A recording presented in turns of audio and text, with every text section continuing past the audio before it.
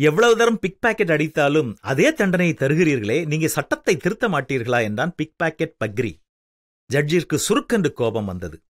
பக்ரியை ஜெயிலுக்கு அழைத்து போக சொல்லிவிட்டு ஜெயிலரை தனியாக அழைத்து ஏதோ பேசினார் ஜட்ஜ். ஜெயிலர் பிக் பாக்கெட் அடித்த 10 பேரை ஒரு பிளாக்கில் வைத்தார். பக்ரியை தனியாக அழைத்துச் சொன்னார், இந்த பிளாக்கிலே உனக்கு நேரப்படி சோறு கிடையாது. இந்த பிளாக்கிற்கு ஒரு கேண்டீன் இருக்கிறது. செய்கிற வேலைக்கு தினமும் 200 ரூபாய் கூலி. அதனை கொண்டு போய் காசு கொடுத்து சாப்பிட வேண்டும். ஒரு டிஃபன் 50 ரூபாய், ஒரு சாப்பாடு 100 ரூபாய், மிச்சம் பிடிக்கிற காசு உனக்கு.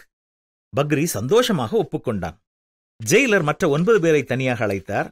பக்ரி கூலியை வாங்கிவிட்டு செல்லுக்கு போகிற வழியில் அவனை பிக் பாக்கெட் அடிக்கிறது உங்களுடைய வேலை. அவனுக்கு தெரியவே கூடாது. தினம் ஒருத்தராக இந்த வேலையை செய்ய வேண்டும். யார் எப்ப பண்றீங்க என்பது தெரியக்கூடாது. தெரிஞ்சா உங்க யாருக்கும் சோறு கிடையாது என்றார். அவர்கள் இந்த தொழில் சவாலை ஏற்றார்கள்.